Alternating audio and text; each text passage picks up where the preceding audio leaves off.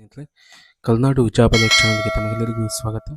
ಸ್ನೇಹಿತರೆ, ಇಂದಿನ ದಿನ ಕೆಇಎಯಿಂದ ಕರ್ನಾಟಕ ಪರೀಕ್ಷಾ ಪ್ರಾಧಿಕಾರದಿಂದ 100ಕ್ಕೂ ಹೆಚ್ಚು ವಸತಿ ಶಾಲಾ ಶಿಕ್ಷಕರ ಹುದ್ದೆಗಳಿಗೆ ಅಧಿಸೂಚನೆಯನ್ನು ಹೊರಡಿಸಿರುವಂಥದ್ದು ನೋಡ್ಬೋದು. ಸ್ನೇಹಿತರೆ, ಈಗಾಗಲೇ ವಸತಿ ಶಾಲಾ ಶಿಕ್ಷಕರು RPCಗೆ 100 ಇದ್ದರೆ, ಅದೇ ರೀತಿ ಕಲ್ಯಾಣ ಕರ್ನಾಟಕಕ್ಕೆ 40 ಹುದ್ದೆಗಳನ್ನು ಇರುವಂಥದ್ದನ್ನು ನೋಡ್ಬೋದು. ಇದು ಉಳಿಕೆ ಮೂಲ ವೃಂದದಲ್ಲಿ ಅಧಿಸೂಚಿಸುವಂತಹ ಹುದ್ದೆಗಳಾಗಿದೆ. ಯಾರೆಲ್ಲ PUCಯನ್ನು ಮುಗಿಸ್ಕೊಂಡು D.Ed ಅನ್ನು ಮುಗಿಸ್ಕೊಂಡಿದ್ರು ಅವರೆಲ್ಲರಿಗೂ ಸಹ ಈ ಹುದ್ದೆಗಳು ಒಂದು ಸುವರ್ಣ ಅವಕಾಶ ಅಂತ ಭಾವಿಸ್ಬೋದು. ಹಾಗಾಗಿ ಈಗಾಗಲೇ ಸಾಕಷ್ಟು ಶಿಕ್ಷಕ ಹುದ್ದೆಗಳನ್ನು ಕರ್ನಾಟಕದಾದ್ಯಂತ ಅಧಿಸೂಚನೆಯನ್ನು ಹೊರಡಿಸಲಾಗಿದೆ.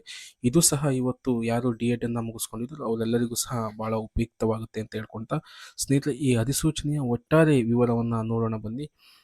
ಇದು D.Ed ಮುಗಿಸ್ಕೊಂಡಂಥವರಿಗೆ ಭಾಳ ಉಪಯುಕ್ತವಾಗಿರುವಂತಹದ್ದು. ಸ್ನೇಹಿತರೆ, ಇದರ ಹುದ್ದೆಗಳವಾರು ಮತ್ತು ಪ್ರವರ್ಗವಾರು ವಿಂಗಡಣೆಯನ್ನು ಪ್ರತ್ಯೇಕವಾಗಿ ಕೊಡಲಾಗಿದೆ ಅಂತ ಹೇಳ್ತಿದ್ದಾರೆ. ಹಾಗಾಗಿ ಪ್ರತ್ಯೇಕವಾಗಿ ವೆಬ್ಸೈಟಲ್ಲಿ ಬಂದ ನಂತರ ಅದರ ವಿಷಯಗಳನ್ನು ತಿಳ್ಕೊಬಹುದು. ನಂತರ ಈ ವಸತಿ ಶಾಲಾ ಶಿಕ್ಷಕರು ಅಂತ ಇದ್ದಾಗ ಇದು ಸಮಾಜ ಕಲ್ಯಾಣ ಇಲಾಖೆ ಅಡಿಯಲ್ಲಿ ಬರುವಂತಹ ಸಾಕಷ್ಟು ಶಾಲೆಗಳಿರ್ತವೆ. ಆ ಶಾಲೆಗಳಲ್ಲಿ ರೆಸಿಡೆನ್ಷಿಯಲ್ ಶಿಕ್ಷಕ ಹುದ್ದೆಗಳಾಗಿ ಇವು ಕಂಡು ಬರ್ತವೆ. ಸ್ನೇಹಿತರೆ, ಈ ಹುದ್ದೆಗೆ ಶೈಕ್ಷಣಿಕ ವಿದ್ಯಾರ್ಹತೆಯನ್ನು ನೋಡೋದಾದರೆ PUC with minimum 50% marks and 2 year diploma elementary education ಅಂತ ಹೇಳ್ತಾರೆ. ಸಾಮಾನ್ಯ ಅಭ್ಯರ್ಥಿ, ಬೇರೆ ಅಭ್ಯರ್ಥಿಗಳು ಎಲ್ಲರೂ ಸಹ ಏನಾಗಿರಬೇಕು, 50% ಅಂಕಗಳನ್ನು ತೆಗೆದುಕೊಂಡು diploma in elementary education D.Ed ಅನ್ನು ಮುಗಿಸ್ಕೊಂಡಿರಬೇಕು ಅಂತ ಹೇಳ್ತಾರೆ. ನಂತರ PUC with minimum 50% marks and 4 year bachelor of in elementary education ಅನ್ನುವಂತಹದ್ದು 4 ವರ್ಷಗಳ ಶಿಕ್ಷಣದಲ್ಲಿ ಏನಾಗಿರಬೇಕು, 50% ಅಂಕಗಳನ್ನು ಪಡೆದಿರಬೇಕು ಅಂತ ಹೇಳ್ತಾರೆ. ನಂತರ ವಿಶೇಷ ಸಂದರ್ಭದಲ್ಲಿ PUC with minimum 50% marks 2 year diploma in education special education provided in case of candidate belong to schedule caste, schedule tribe, category 1 of OBC candidate belong to category of person with disability.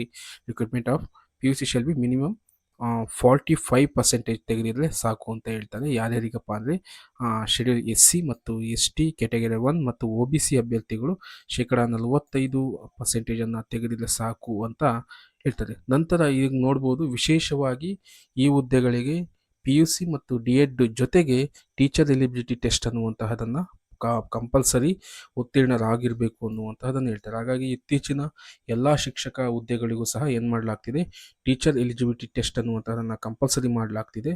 ಹಾಗಾಗಿ ಯಾರೆಲ್ಲ TETಯನ್ನು ಇಲ್ಲಿವರೆಗೂ ಸಹ pass ಮಾಡಿಕೊಳ್ಳುವ ಮುಖಾಂತರ ಈ ಹೆಚ್ಚು ಹುದ್ದೆಗಳಿಗೆ ಪಡೆದುಕೊಳ್ಳೋಕ್ಕೆ ತಾವು ಸಹಕಾರವನ್ನು ತಮಗೆ ಮಾಡ್ಕೊಬೇಕು ಅಂತ ಹೇಳ್ತಾ, ಸ್ನೇಹಿತರೆ, ಈಗಾಗಲೇ ಅರ್ಜಿಯನ್ನು 21ನೇ ತಾರೀಕಿಂದ ಪ್ರಾರಂಭ ಮಾಡಲಾಗ್ತಿದೆ ಅಂತ ಹೇಳ್ತಿದ್ದಾರೆ. ಅರ್ಜಿ ಸಲ್ಲಿಸಲು ನಿಗದಿಪಡಿಸಿದ ಕೊನೆಯ ದಿನಾಂಕದಂದು ಆಯಾ ಹುದ್ದೆಗಳಿಗೆ ನಿಗದಿಪಡಿಸಿದ ವಿದ್ಯಾರ್ಹತೆ ಪ್ರಮಾಣ ಪತ್ರವನ್ನು ಹೊಂದಿರಬೇಕು ಅಂತ ಹೇಳ್ತಾರೆ. ಈಗಾಗಲೇ ನೀವು ಈ ಹುದ್ದೆಗೆ ಅರ್ಜಿ ಸಲ್ಲಿಸಬೇಕು ಅಂದರೆ ಎಜುಕೇಷನ್ ಏನು ವಿದ್ಯಾರ್ಥಿ ಹೇಳಿದಾರೋ ಆ ವಿದ್ಯಾರ್ಥಿಯನ್ನು ಸಂಪೂರ್ಣವಾಗಿ ಮುಗಿಸಿರಬೇಕು ಅನ್ನುವಂತಹದನ್ನು ವಿಶೇಷವಾಗಿ ಹೇಳಲಾಗ್ತಿದೆ. ನಂತರ ಸ್ನೇಹಿತರೆ, ವಯೋಮಿತಿಯನ್ನು ನೋಡೋದಿದ್ರೆ ಸಾಮಾನ್ಯ ಅರ್ಹತೆ ಅಭ್ಯರ್ಥಿಗಳಿಗೆ 40 ವರ್ಷಗಳನ್ನು ನಿಗದಿಪಡಿಸಲಾಗಿದೆ. ಪ್ರವರ್ಗ 2A, 2B, 3rd B ಅಭ್ಯರ್ಥಿಗಳಿಗೆ 43 ವರ್ಷಗಳು, SC ಮತ್ತು ST ಮತ್ತು ಪ್ರವರ್ಗ 1 ಅಭ್ಯರ್ಥಿಗಳಿಗೆ 45 ವರ್ಷಗಳವರೆಗೆ ಅವರಿಗೆ ಅರ್ಜಿ ಸಲ್ಲಿಸೋದಕ್ಕೆ ಅವಕಾಶ ಇದೆ. ನಂತರ ವಯೋಮಿತಿ ವಿನಾಯಿತಿಯನ್ನು ಕೆಲವರಿಗೆ ಮಾತ್ರ ಅವಕಾಶ ಮಾಡಿಕೊಡಲಾಗಿದೆ. ಇಲ್ಲಿ ವಯೋಮಿತಿಯನ್ನು ಮೊದಲು ನೋಡೋದಿದ್ರೆ ಕರ್ನಾಟಕ ರಾಜ್ಯ ಅಥವಾ ಸರ್ಕಾರದಲ್ಲಿ ಅಥವಾ ಸ್ಥಳೀಯ ಪ್ರಾಧಿಕಾರದಲ್ಲಿ ಅಥವಾ ರಾಜ್ಯ ಅಧಿನಿಯಮ ಅಥವಾ ಕೇಂದ್ರ ಅಧಿನಿಯಮ ಮೂಲಕ ಸ್ಥಾಪನೆಯಾದ ಕರ್ನಾಟಕ ರಾಜ್ಯ ಸರ್ಕಾರದ ಸ್ವಾಮ್ಯ ಅಥವಾ ನಿಯಂತ್ರಣದಲ್ಲಿರುವ ನಿಗಮದಲ್ಲಿ ಹುದ್ದೆ ಹೊಂದಿರುವ ಅಥವಾ ಆ ಹಿಂದೆ ಹೊಂದಿದ ಅಭ್ಯರ್ಥಿಗಳಿಗೆ 10 ವರ್ಷಗಳ ಅವಧಿ, ಅದರಲ್ಲಿ ಕಡಿಮೆ ಅಷ್ಟು ವರ್ಷಗಳನ್ನು ಅವಕಾಶ ಮಾಡಿಕೊಡ್ತಿರುವಂತಹದ್ದು. ಮಾಜಿ ಸೈನಿಕರಿಗೆ ಅವರು ಸೇವೆ ಸಲ್ಲಿಸಿದ ಅವಧಿಯ ಜೊತೆಗೆ 3 ವರ್ಷಗಳ ರಿಯಾಯಿತಿಯನ್ನು ಸಹ ಅವರಿಗೆ ಕೊಡಲಾಗುತ್ತೆ. ನ್ಯಾಷನಲ್ ಕೆಡೆಟ್ ಕ್ರಾಪ್ಸ್ನಲ್ಲಿ ಕೆಡೆಟ್ ಪರೀಕ್ಷಕರಾಗಿ ಸೇವೆ ಸಲ್ಲಿಸಿದಷ್ಟು ವರ್ಷಗಳನ್ನು ಅವರಿಗೆ ಮಾಡಿಕೊಡಲಾಗುತ್ತೆ. ನಂತರ ಗ್ರಾಮೀಣ ರಾಜ್ಯ ಸರ್ಕಾರದಿಂದ ಪುರಸ್ಕೃತವಾದ ಗ್ರಾಮೀಣ ಉದ್ಯಮೀಕರಣ ಯೋಜನೆಯ ಮೇರೆಗೆ ನೇಮಕಗೊಂಡು ಗ್ರಾಮ ಸಮೂಹ ಪರಿಶೀಲಕರಾಗಿ ಕೆಲಸ ಮಾಡುತ್ತಿದ್ದಾರೆ ಅಥವಾ ಹಿಂದೆ ಅಭ್ಯರ್ಥಿಗಳಾಗಿದ್ದರೆ ಗ್ರಾಮ ಸಮೂಹ ಪರಿಶೀಲಕರಾಗಿ ಸೇವೆ ಸಲ್ಲಿಸಿದಷ್ಟು ವರ್ಷಗಳು. ವಿಕಲಚೇತನ ಅಭ್ಯರ್ಥಿಗಳಿಗೆ 10 ವರ್ಷಗಳನ್ನು ಮಾಡಿಕೊಟ್ಟಿರ್ಬೋದು. ಈಗಾಗಲೇ 45 ವರ್ಷ ಕೊಡಲಾಗಿದೆ ಅಂದರೆ ಪ್ಲಸ್ 10 ವರ್ಷ ಸೇರಿಕೊಂಡ್ರೆ 55 ವರ್ಷಗಳವರೆಗೂ ಸಹ ವಿಕಲಚೇತನರಿಗೆ ಅರ್ಜಿ ಹಾಕಕ್ಕೆ ಅವಕಾಶ ಇದೆ ಅಂತ. ಅಥವಾ ಜನಗಣತಿ ಸಂಸ್ಥೆಯಲ್ಲಿ ಈಗ ಹುದ್ದೆಯನ್ನು ಹೊಂದಿದ್ದರೆ ಅವರಿಗೆ 5 ವರ್ಷಗಳ ಅವಧಿ, ವಿಧವೆ ಆಗಿದ್ದಂತಹ ಸಂದರ್ಭದಲ್ಲಿ 10 ವರ್ಷಗಳು, ಮತ್ತು ಜೀತ ಕಾರ್ಮಿಕರಾಗಿದ್ದಲ್ಲಿ ಕೆಲಸಗಳನ್ನು ಮಾಡ್ತಿದ್ದಂಥವ್ರು ಅಥವಾ ಜಿಲ್ಲಾ ಮ್ಯಾಜಿಸ್ಟ್ರೇಟ್ಗಳಿಂದ ಪಡೆದುಕೊಂಡಿರುವಂತಹ ಪ್ರತಿಯ ಅನುಸಾರ 10 ವರ್ಷಗಳವರೆಗೂ ಅವರಿಗೂ ಸಹ ಅವಕಾಶ ಮಾಡಿಕೊಡಲಾಗಿದೆ. ಒಟ್ಟು ಯಾರೆಲ್ಲ ಈ ವಯೋಮಿತಿಗೆ ಅರ್ಹರಿದ್ದೀರೋ ಅವರು ಇದನ್ನು ಪರಿಗಣಿಸ್ಕೊಂಡು ನೋಡಿಕೊಂಡು ಸರಿಯಾಗಿ ಅರ್ಜಿ ಸಲ್ಲಿಸಬೇಕು. ಈಗಾಗಲೇ ಅರ್ಜಿ ಸಲ್ಲಿಸುವಂತಹದ್ದು ವಿಧಾನ ಎಲ್ಲರಿಗೂ ಗೊತ್ತಿರುತ್ತೆ. KE ಮುಖಾಂತರ ಸಲ್ಲಿಸುವಂತಹದ್ದು. CET online Karnataka government KE ಮುಖಾಂತರ ಅರ್ಜಿಯನ್ನು ಸಲ್ಲಿಸಬೇಕಾಗುತ್ತೆ. ಆನ್ಲೈನ್ ಅರ್ಜಿ ಸಲ್ಲಿಸಲು ವೇಳಾಪಟ್ಟಿಯನ್ನು ನೋಡ್ಬೋದು. ಈಗಾಗಲೇ 21/8/2026ರಿಂದ ಪ್ರಾರಂಭ ಆಗುತ್ತೆ ಅಂತ ಹೇಳ್ತಾರೆ. ಆನ್ಲೈನ್ ಮುಖಾಂತರ ಅರ್ಜಿ ಸಲ್ಲಿಸಲು ಕೊನೆ ದಿನಾಂಕ ಸೆಪ್ಟೆಂಬರ್ 18ರವರೆಗೂ ಇದೆ. ಶುಲ್ಕ ಪಾವತಿ ಮಾಡಲು 19 ಸೆಪ್ಟೆಂಬರ್ 26ರವರೆಗೂ ಇರುವಂಥದ್ದನ್ನು ನೋಡ್ಬೋದು. ಇಲ್ಲಿ ಅಭ್ಯರ್ಥಿಗಳು ಒಂದಿಷ್ಟು ಸೂಚನೆಯನ್ನು ಕೊಟ್ಟಿರುವಂಥದ್ದು ನೋಡ್ಬೋದು. ಆನ್ಲೈನ್ ಮುಖಾಂತರ ಅರ್ಜಿ ಭರ್ತಿ ಮಾಡುವ ಮೊದಲು ಅರ್ಹತೆಗೆ ಸಂಬಂಧಿಸಿದ ಎಲ್ಲ ಸೂಚನೆಗಳನ್ನು ಓದಿಕೊಳ್ಳತಕ್ಕದ್ದು ಹಾಗೂ ನೀಡಿರುವ ಸೂಚನೆಗಳ ಅನ್ವಯ ಅರ್ಜಿಯನ್ನು ಭರ್ತಿ ಮಾಡತಕ್ಕದ್ದು. ತಪ್ಪು ಅಥವಾ ಸುಳ್ಳು ಮಾಹಿತಿಗಳನ್ನು ನೀಡಿ ಅರ್ಜಿ ಸಲ್ಲಿಸಿದಲ್ಲಿ ಯಾವುದೇ ಸಮಯದಲ್ಲಾದರೂ ಯಾವುದೇ ಮುನ್ಸೂಚನೆ ನೀಡೋದು ಅಭ್ಯರ್ಥಿತನವನ್ನು ರದ್ದುಗೊಳಿಸಲಾಗುವುದು ಅಂತ ಇದನ್ನು ಕಟ್ಟುನಿಟ್ಟಿನ ನಿಯಮವನ್ನು ತೆಗೆದುಕೊಳ್ಳಲಾಗುತ್ತೆ ಅಂತ ಇದನ್ನು ಅನುಸೂಚನೆಯನ್ನು ಹೊರಡಿಸಿದ್ದಾರೆ. ನಂತರ ಕಾಯಂ ಪೂರ್ವಾವಧಿ ಅಂದರೆ ಪ್ರೊಬೇಷನರಿ ಪೀರಿಯಡ್ ಎಲ್ಲರಿಗೂ ಸಹ ಎಲ್ಲ ಹುದ್ದೆಗಳಿಗೂ ಕರ್ನಾಟಕದಲ್ಲಿ 2 ವರ್ಷಗಳು ಇರುವಂತಹದ್ದು ನೋಡ್ಬೋದು. ಈಗಾಗಲೇ ಇದಕ್ಕೆ ಒಳ್ಳೆ ಉತ್ತಮ ವೇತನ ಶ್ರೇಣಿ ಸಹ ಇರುವುದು ನೋಡ್ಬೋದು. 41,300 ಇರುವಂತಹದ್ದು. ವಸತಿ ಶಾಲಾ ಶಿಕ್ಷಕರಾದ್ದರಿಂದ ಅವರಿಗೆ ರೆಸಿಡೆನ್ಷಿಯಲ್ ಅವಕಾಶವೂ ಸಹ ಈ ಹುದ್ದೆಗಳಲ್ಲಿ ಇರುವಂತಹದ್ದು ನೋಡ್ಬೋದು. ಅರ್ಜಿ ಸಲ್ಲಿಸಲು ಸಾಮಾನ್ಯ ಅರ್ಹತೆ ಅಭ್ಯರ್ಥಿಗಳಿಗೆ 750, ಅದರಲ್ಲಿ 500 ಅರ್ಜಿ ಶುಲ್ಕ ಆದರೆ 250 ಪ್ರಕ್ರಿಯೆ ಶುಲ್ಕ ಅಂತ ಹೇಳಲಾಗುತ್ತೆ. ಪರಿಶಿಷ್ಟ ಜಾತಿ, ಪರಿಶಿಷ್ಟ ಪಂಗಡ, ಪ್ರವರ್ಗ 1, ಮಾಜಿ ಸೈನಿಕ, ತೃತೀಯ ಲಿಂಗದ ಅಭ್ಯರ್ಥಿಗಳಿಗೆ ಒಟ್ಟು 500 ರೂಪಾಯಿ ಆಗಿದೆ. 250 ಅರ್ಜಿ ಶುಲ್ಕ ಆದರೆ 250 ಪ್ರಕ್ರಿಯೆ ಶುಲ್ಕ. ನಂತರ ವಿಕಲಚೇತನ ಅಭ್ಯರ್ಥಿಗಳಿಗೆ 250. ಇವರು ಸಹ ಈ ಪ್ರಕ್ರಿಯೆ ಶುಲ್ಕವನ್ನು ಮಾತ್ರ ತೆಗೆದುಕೊಳ್ಳಲಾಗ್ತಿದೆ, ಅರ್ಜಿ ಶುಲ್ಕವನ್ನು ತೆಗೆದುಕೊಳ್ಳಲಾಗ್ತಿಲ್ಲ. ಪಾವತಿಸುವ ಶುಲ್ಕವನ್ನು ಯಾವುದೇ ಕಾರಣಕ್ಕೂ ಯಾವ ಪರೀಕ್ಷೆಯಲ್ಲೂ ಸಹ ರಿಟರ್ನ್ ಇಲ್ಲ ಅನ್ನುವಂತಹದ್ದು ತಿಳ್ಕೊಬೇಕು. ನಂತರ ಈ ಪರೀಕ್ಷೆಗೆ ಒಂದಿಷ್ಟು ಪರೀಕ್ಷಾ ವಿಧಾನವನ್ನು ನೋಡೋದಿದ್ರೆ ಪರೀಕ್ಷಾ ದಿನಾಂಕವನ್ನು ನಂತರ ತಿಳಿಸಲಾಗುತ್ತೆ ಅಂತ ಹೇಳಿದ್ದಾರೆ. ಈ ಪರೀಕ್ಷೆಯಲ್ಲಿ 2 ಪತ್ರಿಕೆ 1, ಪತ್ರಿಕೆ 2. ನಂತರ ಸ್ಪರ್ಧಾತ್ಮಕ ಪರೀಕ್ಷಾ ವಿಧಾನದ ಮುಖಾಂತರ ಈ ಹುದ್ದೆಯನ್ನು ಆಯ್ಕೆ ಮಾಡಿಕೊಳ್ಳಲಾಗುತ್ತೆ. ಒಂದು ಕಂಪ್ಯೂಟರ್ ಬೇಸ್ಡ್ ಅಥವಾ ಆಫ್ಲೈನ್ OM ಮಾದರಿಯಲ್ಲಿ 2 ಮಾದರಿಯಲ್ಲಾದರೂ ಮುಂದೆ ನಾವು ಪರೀಕ್ಷೆಯನ್ನು ಮಾಡ್ತೀವಿ ಅಂತ ಹೇಳಲಾಗಿದೆ. ನಂತರ ಸ್ಪರ್ಧಾತ್ಮಕ ಪರೀಕ್ಷೆಗಳನ್ನು ನಡೆಸುವ ಪರೀಕ್ಷಾ ಕೇಂದ್ರದ ವಿವರಗಳನ್ನು ನಂತರದಲ್ಲಿ ತಿಳಿಸ್ತೇವೆ ಅಂತ ಹೇಳಿದ್ದಾರೆ. ಪರೀಕ್ಷಾ ಕೇಂದ್ರವನ್ನು ಯಾವುದೇ ಕಾರಣಕ್ಕೂ ಬದಲಾವಣೆ ಮಾಡಲು ಅವಕಾಶ ಇಲ್ಲ. ನೀವು ಅರ್ಜಿ ಸಲ್ಲಿಸುವಾಗ ಪರೀಕ್ಷಾ ಕೇಂದ್ರವನ್ನು ಸರಿಯಾಗಿ ಈ ಗಮನದಲ್ಲಿಟ್ಕೊಂಡು ನೀವು ಆಯ್ಕೆ ಮಾಡ್ಕೊಬೇಕು ಅನ್ನುವಂತಹದನ್ನು ನೋಡ್ತಿರುವಂತಹದ್ದು. ಅಭ್ಯರ್ಥಿಗಳಿಗೆ ಪರೀಕ್ಷೆಯ ಪ್ರವೇಶ ಪತ್ರಗಳನ್ನು ಪ್ರಾಧಿಕಾರದ ವೆಬ್ಸೈಟ್ನಲ್ಲಿ ಡೌನ್ಲೋಡ್ ಮಾಡಲು ಅವಕಾಶ ಮಾಡಿಕೊಡಲಾಗುತ್ತೆ. ಇಷ್ಟು ವಿಷಯಗಳು ಆದ ನಂತರ ಸ್ನೇಹಿತರೆ ಕನ್ನಡ ಭಾಷಾ ಪರೀಕ್ಷೆ ಅನ್ನುವಂತಹದನ್ನು ನೋಡ್ಬೋದು. ಈ ಪರೀಕ್ಷೆಯನ್ನು SSLC ಅಥವಾ SSLCಯಲ್ಲಿ ಕನ್ನಡ ಭಾಷೆಯನ್ನು ಪ್ರಥಮ ಅಥವಾ ದ್ವಿತೀಯ ಭಾಷೆಯಾಗಿ ಆಯ್ಕೆ ಮಾಡಿಕೊಂಡಿದ್ರೆ ಅಥವಾ ಯಾವುದಾದರೂ ಪ್ರಾಧಿಕಾರ ಈಗಾಗಲೇ ಪರೀಕ್ಷೆಯನ್ನು ನಡೆಸಿ ನೀವು ಉತ್ತೀರ್ಣರಾಗಿದ್ದರೆ ಕನ್ನಡ ಭಾಷೆಯ ಪರೀಕ್ಷೆಯ ಬಗ್ಗೆ ಸರ್ಟಿಫಿಕೇಟನ್ನು ಪಡ್ಕೊಂಡ್ರೆ ನಿಮಗೆ ಕನ್ನಡ ಭಾಷಾ ಪರೀಕ್ಷೆ ಅನ್ನುವಂತಹದ್ದು ಇರೋದಿಲ್ಲ. ಹಾಗಾಗಿ ನೀವೇನಾದರೂ ಪ್ರಥಮ ಅಥವಾ ದ್ವಿತೀಯ ಭಾಷೆಯಾಗಿ ಓದದಲೇ ಇವು ಯಾವುದೇ ಪರೀಕ್ಷೆಗಳಲ್ಲಿ ಅಟೆಂಡ್ ಆಗದಲೇ ಇದ್ದಂಥ ಸಂದರ್ಭದಲ್ಲಿ ಈ ಪರೀಕ್ಷೆಯನ್ನು ತೆಗೆದುಕೊಂಡು ಗೈರು ಹಾಜರಾದ ಕನಿಷ್ಠ 50 ಅಂಕಗಳನ್ನು ಗಳಿಸಿದ ಅಭ್ಯರ್ಥಿಗಳನ್ನು ಈ ಆಯ್ಕೆ ಪ್ರಕ್ರಿಯೆಗೆ ಅರ್ಹರಾಗುವುದಿಲ್ಲ. ಅಂತಂದರೆ 50ಕ್ಕಿಂತ ಕಡಿಮೆ ತೆಗೆದವರಿಗೆ ಆಯ್ಕೆ ಮಾಡಲಾಗೋದಿಲ್ಲ. 150ಕ್ಕೆ ನಿಗದಿ ಮಾಡಲಾಗಿದೆ. 50ಕ್ಕಿಂತ ಹೆಚ್ಚು ಅಂಕಗಳನ್ನು ಪಡಿಬೇಕಾಗಿರುತ್ತೆ. ಹಾಗಾಗಿ ಯಾರೆಲ್ಲ ಪ್ರಥಮ ಮತ್ತು ದ್ವಿತೀಯ ಭಾಷೆ ಮತ್ತು KPS ಇರ್ಬೋದು, KA ಪರೀಕ್ಷೆ ಇರ್ಬೋದು ಈಗಾಗಲೇ ಈ ಪರೀಕ್ಷೆಯನ್ನು ತೆಗೆದುಕೊಂಡಿಲ್ಲ ಅವರು ಕಡ್ಡಾಯ ಕನ್ನಡ ಭಾಷಾ ಪರೀಕ್ಷೆಯನ್ನು ಆಯ್ಕೆ ಮಾಡ್ಕೊಬೇಕು ಅನ್ನುವಂತಹದ್ದು. ನಂತರ ಪ್ರಶ್ನೆ ಪತ್ರಿಕೆ ಹಾಗೂ ಪಠ್ಯಕ್ರಮವನ್ನು ನೋಡೋದಿದ್ರೆ ಈಗಾಗಲೇ ಸಾಕಷ್ಟು ಪರೀಕ್ಷೆಗಳಿಗೆ KEA ಈಗಾಗಲೇ ನಡೆಸ್ತಾ ಇದೆ. ಪ್ರಚಲಿತ ಘಟನೆಗೆ ಸಂಬಂಧಪಟ್ಟ ಹಾಗೆ ಪ್ರಚಲಿತ ಘಟನೆಗಳಿಗೆ ಸಂಬಂಧಿಸಿದ ಸಾಮಾನ್ಯ ಜ್ಞಾನದ ವಿಷಯಗಳು, ದೈನಂದಿನ ಗ್ರಹಿಕೆಯ ವಿಷಯಗಳು, ಭಾರತ ಸಂವಿಧಾನದ ಸ್ಥೂಲ ನೋಟ, ವಿಶೇಷವಾಗಿ ಕರ್ನಾಟಕಕ್ಕೆ ಸಂಬಂಧಿಸಿದ ಇತಿಹಾಸ, ಕರ್ನಾಟಕಕ್ಕೆ ಸಂಬಂಧಿಸಿದ ಭಾರತದ ಭೂಗೋಳ ವಿಷಯ, ರಾಜ್ಯ ಮತ್ತು ಪ್ರಾದೇಶಿಕ ಆಡಳಿತ ಕುರಿತ ವಿಷಯಗಳು, ಗ್ರಾಮೀಣಾಭಿವೃದ್ಧಿ ಮತ್ತು ಪಂಚಾಯತ್ ರಾಜ್ ಸಂಸ್ಥೆಗಳು ಮತ್ತು ಗ್ರಾಮೀಣ ಸಹಕಾರ ಸಂಸ್ಥೆಗಳಿಗೆ ಸಂಬಂಧಿಸಿದ ಉಪಕ್ರಮಗಳು ಒಳಗೊಂಡಂತೆ ಕರ್ನಾಟಕ ಆರ್ಥಿಕತೆ ಅಭಿವೃದ್ಧಿ ಕುರಿತ ವಿಷಯಗಳು, ಕರ್ನಾಟಕ ಪರಿಸರ ಸಂಬಂಧಿ ಸಮಸ್ಯೆಗಳು ಮತ್ತು ಅಭಿವೃದ್ಧಿ ಕುರಿತ ವಿಷಯಗಳು. ಇಷ್ಟು ವಿಷಯಗಳ ಮೇಲೆ ಸಾಮಾನ್ಯ ಜ್ಞಾನ ಪತ್ರಿಕೆ 1 ಇರುವಂತಹದ್ದು. ಪತ್ರಿಕೆ 2 ಈ ಶಿಕ್ಷಕ ಹುದ್ದೆಗಳಿಗೆ, ವಸತಿ ಶಾಲಾ ಶಿಕ್ಷಕ ಹುದ್ದೆಗಳಿಗೆ ಸಾಮಾನ್ಯವಾಗಿ ನಿರ್ದಿಷ್ಟ ಪತ್ರಿಕೆ ಯಾವುದನ್ನು ಇಟ್ಟಿಲ್ಲ. ಕಮ್ಯುನಿಕೇಷನ್ ಪೇಪರ್ನ ಇಟ್ಟಿದ್ದಾರೆ. ಸಾಮಾನ್ಯ ಕನ್ನಡ, ಸಾಮಾನ್ಯ ಇಂಗ್ಲೀಷ್ ಮತ್ತು ಕಂಪ್ಯೂಟರ್ ಜ್ಞಾನದ ವಿಷಯದ ಹಿನ್ನೆಲೆಯಲ್ಲಿ ಇವು ಕೊಟ್ಟಿರುವಂತಹದ್ದು. ಹಾಗಾಗಿ ನಿರ್ದಿಷ್ಟ ಪತ್ರಿಕೆ ಇಲ್ಲೋದ್ರಿಂದ ಸಾಮಾನ್ಯವಾಗಿ ಕಮ್ಯುನಿಕೇಷನ್ ಮತ್ತು GK ಯಾರೆಲ್ಲ ಓದಿರ್ತೀರೋ ಅವರಿಗೆ ಹೆಚ್ಚು ಅನುಕೂಲ ಆಗುತ್ತೆ. ಒಟ್ಟು 100 ಅಂಕಗಳ ಪತ್ರಿಕೆ ಆಗುತ್ತೆ. ಒಟ್ಟಾರೆ 200 ಅಂಕಗಳಿಗೆ ಈ ಹುದ್ದೆಗಳನ್ನು ಅಧಿಸೂಚನೆಯನ್ನು ಹೊರಡಿಸಿರುವಂತಹದ್ದು ನೋಡ್ಬೋದು. ಸ್ಪರ್ಧಾತ್ಮಕ ಪರೀಕ್ಷೆಯಲ್ಲಿ ಅಭ್ಯರ್ಥಿಯ ಅರ್ಹತೆಗೆ ಕನಿಷ್ಠ 35% ಪಡ್ಕೊಬೇಕು ಅರ್ಹರಾಗಕ್ಕೆ ಅಂತ ಹೇಳ್ತಾರೆ. 35ಕ್ಕಿಂತ ಪಡ್ಕೊಂಡಿಲ್ಲ ಅಂದರೆ ಅದು ಆಯ್ಕೆ ಮಾಡೋಲ್ಲ ಅಂತ ಹೇಳ್ತಾರೆ.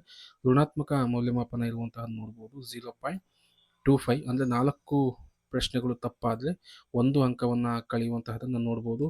5ನೇ ಆಯ್ಕೆಯನ್ನು ಕೊಡಲಾಗುತ್ತೆ. ಅದು ನಾವು ಏನಾದರೂ OM ಉತ್ತರಪತ್ರಿಕೆಯಲ್ಲಿ 5ನೇ ಆಯ್ಕೆ ವೃತ್ತವನ್ನು ನೀಡಿದ್ದು, ಉತ್ತರಿಸದೇ ಇರುವ ಪ್ರಶ್ನೆಗಳಿಗೆ 5ನೇ ಆಯ್ಕೆ ವೃತ್ತವನ್ನು ಶೇಡ್ ಮಾಡಲು ಕೊನೆ ಬೆಲ್ ಆದ ನಂತರ ಹೆಚ್ಚುವರಿಯಾಗಿ 5 ನಿಮಿಷಗಳನ್ನು ನೀಡಲಾಗುವುದು ಅಂತ ಹೇಳ್ತಾರೆ. ಹಾಗಾಗಿ ಎಲ್ಲ ಪ್ರಶ್ನೆಗಳನ್ನು ಉತ್ತರಿಸುವಂತಹದ್ದು ಕಡ್ಡಾಯ ಆಗಿರುತ್ತೆ. 5 ಆಪ್ಷನ್ಸ್ಗಳನ್ನು ಇರ್ಬೋದು. ಏನಾದರೂ ತಪ್ಪು ಅಂಕ ಇದ್ದರೆ 0.25 ಅಂಕಗಳನ್ನು ಕಳೆಯಲಾಗುತ್ತೆ ಅಂತ. ಒಟ್ಟು ಅರ್ಹತಾ ಷರತ್ತುಗಳನ್ನು ನೋಡೋದಾದರೆ ಭಾರತೀಯ ನಾಗರಿಕನಾಗಿರಬೇಕು, ಒಬ್ಬ ಜೀವಂತ ಪತ್ನಿಗಿಂತ ಹೆಚ್ಚು ಮಂದಿ ಪತ್ನಿಯರನ್ನು ಹೊಂದಿರುವ ಪುರುಷ ಅಭ್ಯರ್ಥಿ, ಈಗಾಗಲೇ ಇನ್ನೊಬ್ಬ ಹೆಂಡತಿ ಇರುವ ಬಗ್ಗೆ ವ್ಯಕ್ತಿಯನ್ನು ಮದುವೆಯಾಗಿರುವ ಮಹಿಳಾ ಅಭ್ಯರ್ಥಿ ಸರ್ಕಾರದಿಂದ ಪೂರ್ವಾನುಮತಿಯನ್ನು ಪಡೆದು ನೇಮಕಾತಿಗೆ ಅರ್ಹರಾಗುವುದಿಲ್ಲ ಅಂತ ಹೇಳಲಾಗುತ್ತೆ. ಈ ರೀತಿಯಾಗಿ ಮತ್ತು ಅಭ್ಯರ್ಥಿಯು ಮಾನಸಿಕವಾಗಿ ಸದೃಢನಾಗಿರಬೇಕು, ದೈಹಿಕ ಅರ್ಹತನಾಗಿರಬೇಕು, ಕೇಂದ್ರ ಅಥವಾ ಕರ್ನಾಟಕ ರಾಜ್ಯ ಇತರೆ ರಾಜ್ಯದ ಲೋಕಸೇವಕ ಆಯೋಗಗಳಲ್ಲಿ ಕಾಯಮಾಗಿ ಡಿಬಾರ್ ಆಗಿರ್ಬೋದು, ಯಾವುದೇ ನೈತಿಕ ಪರಿಭಾಷೆ ಶಿಕ್ಷೆಗೆ ಒಳಪಟ್ಟಿರಬಾರ್ದು ವ್ಯಕ್ತಿ ಅಂತ ಹೇಳಲಾಗುತ್ತೆ. ಅಂದರೆ ನಿಗದಿತ ಶೈಕ್ಷಣಿಕ ಅರ್ಹತೆ ಜೊತೆಗೆ ಈ ಮೇಲ್ಕಂಡ ಅರ್ಹತೆಗಳನ್ನು ಹೊಂದಿರುವ ಅಭ್ಯರ್ಥಿಗಳು ನೇಮಕಾತಿಗೆ ಅರ್ಜಿ ಸಲ್ಲಿಸಲು ಅರ್ಹತೆ ಹೊಂದಿರುತ್ತೆ ಅಂತ ಹೇಳಲಾಗುತ್ತೆ. ಜಾತಿ ಮೀಸಲಾತಿ ಪ್ರಮಾಣ ಪತ್ರಗಳನ್ನು ಈಗ ಎಲ್ಲರೂ ಸಹ ಪಡ್ಕೊಳ್ತಿದ್ದೀರಾ. RD ಸಂಖ್ಯೆಯುಳ್ಳಂತಹ ಜಾತಿ ಪ್ರಮಾಣ ಪತ್ರವನ್ನು ಪಡ್ಕೊಬೇಕು, ಕೈಬರದ ಜಾತಿ ಪ್ರಮಾಣ ಪತ್ರವನ್ನು ಬಿಡಬೇಕು ಅಂತ ಹೇಳ್ತಾ ಇಷ್ಟು ಇದರ ಬಗ್ಗೆ ವಿವರಣೆಯನ್ನು ಕೊಟ್ಟಿರುವಂತಹ ನೋಡ್ಬೋದು. ನಂತರ ಸ್ನೇಹಿತರೆ, ಉದ್ಯೋಗಕ್ಕಾಗಿ ಪಡೆದ ಜಾತಿ ಮತ್ತು ಆದಾಯ ಪ್ರಮಾಣ ಪತ್ರಗಳನ್ನು ಮಾತ್ರ ಪರಿಗಣಿಸಲಾಗುವುದು ಅಂತ ಹೇಳ್ತಾರೆ. ಹಾಗಾಗಿ ಎಲ್ಲರೂ ಸಹ ಕಡ್ಡಾಯವಾಗಿ ಇದನ್ನು ಉದ್ಯೋಗಕ್ಕಾಗಿಯೇ ಅಂತಲೇ ಜಾತಿ ಮತ್ತು ಪ್ರಮಾಣ ಪತ್ರವನ್ನು ಪಡಿಬೇಕು ಅನ್ನುವಂತಹದ್ದು. ನಂತರ ಮಾಜಿ ಸೈನಿಕರಿಗೂ ಸಹ ಇಲ್ಲೊಂದಿಷ್ಟು ವಿಷಯಗಳನ್ನು ಕೊಟ್ಟಿರುವಂತಹದನ್ನು ನೋಡ್ಬೋದು. ಅವರಿಗೆ ಸಂಪೂರ್ಣವಾದ ವಿಷಯಗಳ ಹಿನ್ನೆಲೆಯಲ್ಲಿ ಇಲ್ಲಿ ಕೊಟ್ಟಿರುವಂತಹದ್ದು. ನಂತರ ಗ್ರಾಮೀಣ ಅಭ್ಯರ್ಥಿಗಳು ಸರ್ಟಿಫಿಕೇಟು ಈಗೆಲ್ಲರೂ ಸಹ HSTR PSTR ಮಾಡ್ತಾ ಇದ್ದೀರಾ. ಆ ನಮೂನೆಗಳಲ್ಲೇ ಈ ಸರ್ಟಿಫಿಕೇಟನ್ನು ಮಾಡಿಸ್ಕೊಳ್ಳಿ, ನಿಮಗೆ ಅತಿ ಹೆಚ್ಚು ಉಪಯುಕ್ತ ಆಗುತ್ತೆ. ಇನ್ಯಾವುದೇ ಬದಲಾವಣೆಗಳನ್ನು ಇಲ್ಲಿ ಮಾಡಿರೋದಿಲ್ಲ. ನಂತರ ಕನ್ನಡ ಮಾಧ್ಯಮ ಅಭ್ಯರ್ಥಿಗಳಿಗೂ ಸಹ ಅದೇ ಮಾದರಿಯ ಪ್ರಮಾಣ ಪತ್ರಗಳನ್ನು ಇತ್ತೀಚೆಗೆ ಬದಲಾವಣೆ ಆಗಿರುವಂಥ ಹಿನ್ನೆಲೆಯಲ್ಲಿ ಮಾಡಿಸಿಕೊಳ್ಳಿ. ನಂತರ ಯೋಜನೆಯಿಂದ ನಿರಾಶ್ರಿತ ಅಭ್ಯರ್ಥಿಗಳ ಒಂದು ಪ್ರಮಾಣ ಪತ್ರದ ಹಿನ್ನೆಲೆಯಲ್ಲಿ ಕೊಟ್ಟಿರುವಂತಹದ್ದು. ನಂತರ ವಿಶೇಷ ಚೇತನ ಅಭ್ಯರ್ಥಿಗಳಿಗೆ ಒಂದಿಷ್ಟು ವಿಷಯಗಳನ್ನು ಕೊಟ್ಟಿರುವಂತಹದ್ದು. ನಂತರ ತೃತೀಯ ಲಿಂಗದ ಅಭ್ಯರ್ಥಿಗಳಿಗೆ ಯಾವ ರೀತಿಯಾಗಿ ಮೀಸಲಾತಿಯನ್ನು ಕೊಡಲಾಗಿದೆ ಅನ್ನುವಂತಹದನ್ನು ಇಲ್ಲಿ ಪರಿಗಣಿಸ್ಬೋದು. ಆ ಸರ್ಟಿಫಿಕೇಟನ್ನು ಯಾವ ಹಿನ್ನೆಲೆಯಲ್ಲಿ ಪಡ್ಕೊಬೇಕು ಅನ್ನುವಂತಹದನ್ನು ಇಲ್ಲಿ ಕೊಟ್ಟಿರುವಂತಹದನ್ನು ನಾವು ಸಾಮಾನ್ಯವಾಗಿ ಗಮನಿಸೋದಕ್ಕೆ ಸಾಧ್ಯತೆ ಇದೆ. ಪ್ರಾಧಿಕಾರದೊಂದಿಗೆ ಯಾವುದೇ ಪತ್ರ ವ್ಯವಹಾರ ಇಲ್ಲ, ಎಲ್ಲವೂ ಸಹ ಆನ್ಲೈನ್ ಮುಖಾಂತರ ನೀಡಲಾಗುತ್ತೆ. ನೀವೇನಾದರೂ ತಪ್ಪನ್ನು ಮಾಡಿದರೆ ಅದನ್ನು ಅರ್ಜಿ ಸಂಖ್ಯೆ ಮತ್ತು ಹುದ್ದೆಯ ವಿಷಯ, ಅಭ್ಯರ್ಥಿಯ ಪೂರ್ಣ ಹೆಸರು ಬಿಡಿ ಅಕ್ಷರದಲ್ಲಿ ಅರ್ಜಿ ನಮೂದಿಸಿರುವ ಅಂಚೆ ವಿಳಾಸಕ್ಕೆ ಕಳಿಸ್ಬೇಕಾಗುತ್ತೆ ಅಂತ ಹೇಳ್ತಾರೆ. ಪ್ರಮುಖವಾದ ಸೂಚನೆಗಳನ್ನು ಕೊಟ್ಟಿರುವಂಥದ್ದು ನೋಡ್ಬೋದು. ಇದು ಅರ್ಜಿ ಸಲ್ಲಿಸಲು ಕೊಟ್ಟಿರುವಂತಹ ಸೂಚನೆ. ಇವುಗಳನ್ನು ಸರಿಯಾಗಿ ಗಮನಿಸಿಕೊಂಡು ನೀವು ಅರ್ಜಿಯನ್ನು ಸಲ್ಲಿಸಿ ಸ್ನೇಹಿತರೆ. ಇಲ್ಲಿ ನೀವು SSLC ಇರ್ಬೋದು, ಮಾಜಿ ಸೈನಿಕರ ವಿಷಯ ಇರ್ಬೋದು, ಕ್ಯಾಟಗರಿ ಸರ್ಟಿಫಿಕೇಟ್ ಇರ್ಬೋದು, ಅದರಲ್ಲಿ RD ನಂಬರ್ಗಳನ್ನು ಮೆನ್ಷನ್ ಮಾಡ್ಬೋದು, ಗ್ರಾಮೀಣ, ಕನ್ನಡ ಮಾಧ್ಯಮ, ಜಿಲ್ಲಾ ಮ್ಯಾಜಿಸ್ಟ್ರೇಟಿಂದ ಪಡೆದಂತಹ ತೃತೀಯ ಲಿಂಗದ ಪ್ರಮಾಣ ಪತ್ರ, ಸೇವೆಯಲ್ಲಿ ಇರುವಂತಹ ಅಭ್ಯರ್ಥಿಗಳು ಇವರೆಲ್ಲರೂ ಸಹ ಈ ವಿಷಯಗಳನ್ನು ಸರಿಯಾಗಿ ಮುಂದಟ್ಟು ಮಾಡಿಕೊಂಡು ಅರ್ಜಿಯನ್ನು ಸಲ್ಲಿಸಿ ಅಂತ. ಮತ್ತು ವಿಶೇಷ ಸೂಚನೆಗಳನ್ನು ಕೊಡ್ತಿರುವಂತಹದ್ದು, ಪರೀಕ್ಷಾ ಹಿನ್ನೆಲೆಯಲ್ಲಿ ಇದನ್ನು ಕೊಡ್ತಿರುವಂತಹದ್ದು. ಹಾಗಾಗಿ ಇವನ್ನೆಲ್ಲವನ್ನು ಸಹ ಸೂಕ್ಷ್ಮವಾಗಿ ಗಮನಿಸಿಕೊಂಡು ನೀವು ಅರ್ಜಿ ಸಲ್ಲಿಸುವಾಗ ಇವುಗಳನ್ನು ಅರ್ಜಿಯನ್ನು ಸಲ್ಲಿಸಬೇಕು. ಮತ್ತು ಹೆಚ್ಚಿನ ಮಾಹಿತಿಗಾಗಿ ನಿಮಗೇನಾದರೂ ಮಾಹಿತಿ ಬೇಕಾದರೆ KEAಗೆ ಬೆಳಿಗ್ಗೆ 10ರಿಂದ ಸಂಜೆ 6ರ ಒಳಗೆ ಈ ನಂಬರ್ಗೆ ಕರೆ ಮಾಡಿದರೆ ಮಾಹಿತಿಯನ್ನು ಕೊಡ್ತಾರೆ. ಹಾಗೆ ಪರೀಕ್ಷೆ ಆಗಿರೋದ್ರಿಂದ, ಸ್ಪರ್ಧಾತ್ಮಕ ಪರೀಕ್ಷೆ ಆದ್ರಿಂದ ದುರ್ನಡತೆಯನ್ನು ಏನಾದರೂ ಮಾಡಿದರೆ ಅವರನ್ನು ಶಾಶ್ವತವಾಗಿ ಶಿಸ್ತು ಕ್ರಮ ಕೈಗೊಳ್ಳುವಂತಹದನ್ನು ಮತ್ತು ಕ್ರಿಮಿನಲ್ ಮೊಕದ್ದಮೆಗಳನ್ನು ಜಾರುವಂತಹ ಅಧಿಕಾರ ಈ ಪ್ರಾಧಿಕಾರಕ್ಕಿರುತ್ತೆ ಅನ್ನುವಂಥದ್ದನ್ನು ಹೇಳ್ತಾರೆ. ನಂತರ ಆನ್ಲೈನ್ ಮುಖಾಂತರ ಸಲ್ಲಿಸುವಂತಹ ಸಂದರ್ಭದಲ್ಲಿ ನೋಡ್ಬೋದು, ಆನ್ಲೈನ್ ಮೂಲಕ ಅರ್ಜಿ ಸಲ್ಲಿಸಿದ್ದಲ್ಲಿ ಸ್ಪರ್ಧಾತ್ಮಕ ಪರೀಕ್ಷೆಗೆ ಹಾಜರಾದಲ್ಲಿ ಮತ್ತು ಸ್ಪರ್ಧಾತ್ಮಕ ಪರೀಕ್ಷೆಯಲ್ಲಿ ಅರ್ಹತೆ ಪಡೆದ ಮಾತ್ರಕ್ಕೆ ಅಭ್ಯರ್ಥಿಗಳಿಗೆ ಈ ಮೇಲಿನ ವಿವಿಧ ಹುದ್ದೆಗಳ ನೇಮಕಾತಿಯಲ್ಲಿ ಯಾವುದೇ ಹಕ್ಕನ್ನು ನೀಡಲಾಗುವುದಿಲ್ಲ. ನೇಮಕಾತಿಯು ಸರ್ಕಾರವು ಕಾಲಕ್ಕೆ ನಿಗದಿಪಡಿಸುವ ಅರ್ಹತಾ ಮಾನದಂಡಗಳಿಗೆ ಒಳಪಟ್ಟಿರುತ್ತೆ ಅನ್ನುವಂಥ ಮೆನ್ಷನ್ ಮಾಡಿದ್ದಾರೆ. ಅಂದರೆ ನೀವು ಪರೀಕ್ಷೆಯನ್ನು ಬರೆದ ಮಾಡೋದಕ್ಕೆ ಅರ್ಹತೆಯನ್ನು ಪಡ್ಕೊಂಡ ಮಾತ್ರಕ್ಕೆ ನೀವು ಹುದ್ದೆಯನ್ನು ಪಡೆದಿದ್ದೀವಿ ಅನ್ನುವಂತಹದ್ದಲ್ಲ. ಹಾಗಾಗಿ ಸರ್ಕಾರ ಕಾಲಕ್ಕೆ ಹೊರಡಿಸುವಂತಹ ನಿಯಮಗಳಿಗೆ ಒಳಪಟ್ಟಿರುತ್ತೆ ಅಂತ ಹೇಳ್ತಾರೆ. ಈ ಹಿನ್ನೆಲೆಯಲ್ಲಿ ಇವಷ್ಟು ವಿಷಯಗಳನ್ನು ಕೊಟ್ಟಿರುವಂತಹದ್ದನ್ನು ನಾವು ಗಮನಿಸಬೇಕಾಗತ್ತೆ. ಈಗಾಗಲೇ ಮೀಸಲಾತಿಗಳ ಅನ್ವಯ ಪರಿಶಿಷ್ಟ ಜಾತಿ ಮತ್ತು ಪ್ರವರ್ಗ A, ಪ್ರವರ್ಗ B, ಪ್ರವರ್ಗ C ಅಂತ ಪರಿಶಿಷ್ಟ ಜಾತಿಯಲ್ಲಿರುವಂಥ ಇವುಗಳ ಅನುಸಾರ ಮೀಸಲಾತಿಯನ್ನು ನೋಡ್ಕೊಳ್ಳಿ. ಪರಿಶಿಷ್ಟ ಪಂಗಡ ಪ್ರವರ್ಗ 1, 2A, 2B, 3A, 3B ಮತ್ತು ಮಾಜಿ ಸೈನಿಕ, ಗ್ರಾಮೀಣ ಅಭ್ಯರ್ಥಿ, ಕನ್ನಡ ಮಾಧ್ಯಮ, ಯೋಜನಾ ನಿರಾಶ್ರಿತರು, ಮಹಿಳಾ ಅಭ್ಯರ್ಥಿ, ತೃತೀಯ ಲಿಂಗ, ಇವಿಷ್ಟು ವಿಷಯಗಳನ್ನು ಸರಿಯಾಗಿ ನೋಡ್ಕೊಳ್ಳಿ ಸ್ನೇಹಿತರೆ. ಇದು ಒಂದು ಒಳ್ಳೆಯ ಒಂದು ಅವಕಾಶ. ಈಗಾಗಲೇ ಹುದ್ದೆಯನ್ನು ಶಿಕ್ಷಕ ಹುದ್ದೆಗಳ ಆಕಾಂಕ್ಷಿಗಳಿಗೆ ಈ ಅಧಿಸೂಚನೆ ತಿಳಿಸಿರುವ ಹುದ್ದೆಗಳ ಸಂಖ್ಯೆ ಮತ್ತು ವರ್ಗೀಕರಣಕ್ಕೆ ಸಂಬಂಧಿಸಿದಂತೆ ನೇಮಕಾತಿ ಪ್ರಾಧಿಕಾರವು ಪರೀಕ್ಷಾ ದಿನಾಂಕಕ್ಕೆ ಮೊದಲು ಬದಲಾವಣೆ ಬಯಸಿದಲ್ಲಿ ಅಷ್ಟಕ್ಕೆ ಸೀಮಿತವಾಗಿ ಮಾತ್ರ ಕರ್ನಾಟಕ ಪರೀಕ್ಷಾ ಪ್ರಾಧಿಕಾರದಿಂದ ತಿದ್ದುಪಡಿ ಅಧಿಸೂಚನೆ ಹೊರಡಿಸಲಾಗುವುದು ಅಂತ ಹೇಳಿದ್ದಾರೆ. ಹಾಗಾಗಿ ಹುದ್ದೆಗಳು ಸಹ ಬದಲಾವಣೆ ಒಳಪಡುತ್ತೆ ಮತ್ತು ಇನ್ಯಾವುದೇ ಬದಲಾವಣೆಗಳನ್ನು ತಿದ್ದುಪಡಿ ಅಧಿಸೂಚನೆ ಮುಖಾಂತರ ಹೊರಡಿಸಲಾಗುತ್ತೆ ಅನ್ನುವಂತಹದನ್ನು KEAಯಲ್ಲಿ ಸ್ಪಷ್ಟಪಡಿಸಿರುವಂತಹದನ್ನು ನೋಡ್ಬೋದು. ಸ್ನೇಹಿತರೆ, ಇಷ್ಟು ಹುದ್ದೆಗಳು ನಮಗೆ ಬಹುತೇಕವಾಗಿ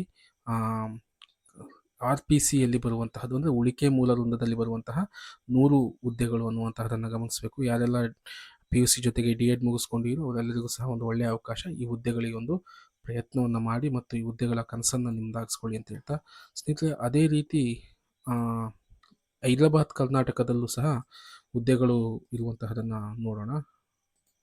ಒಟ್ಟು ಹೈದರಾಬಾದ್ ಕರ್ನಾಟಕದಲ್ಲಿ ಕಲ್ಯಾಣ ಕರ್ನಾಟಕ ಅಂತ ಏನು ಕರಿತೀವೋ ಅಲ್ಲಿ ವಸತಿ ಶಾಲಾ ಶಿಕ್ಷಕರು 40 ಹುದ್ದೆಗಳನ್ನು ಅಧಿಸೂಚನೆಯನ್ನು ಹೊರಡಿಸಲಾಗಿದೆ. ಇವರಿಗೂ ಸಹ ಯಥಾವತ್ತಾಗಿ ಸೇಮ್ ಒಂದೇ ವಿದ್ಯಾರ್ಥಿಯನ್ನು, ಶೈಕ್ಷಣಿಕ ವಿದ್ಯಾರ್ಥಿಯನ್ನು ಒಳಪಡಿಸಿರುವಂತಹದ್ದು. ಅದೇನು 50% ಸಾಮಾನ್ಯ ಅಭ್ಯರ್ಥಿಗಳಿಗೆ, SC ST ಮತ್ತು ಕೆಟಗರಿ 1 ಅಭ್ಯರ್ಥಿಗಳು ಸಹ 45% ನಿಗದಿಪಡಿಸಿರುವಂತಹದ್ದು. ಇನ್ನು ಇಲ್ಲಿ ಹುದ್ದೆಗಳನ್ನು ಒಂದನ್ನು ನೋಡಿದರೆ ನೀನು ಈಗ ಹೇಳಿರುವಂತಹ ಎಲ್ಲ ವಿಷಯಗಳು ಈ ಅಭ್ಯರ್ಥಿಗಳಿಗೆ ಅನ್ವಯಿಸುತ್ತೆ.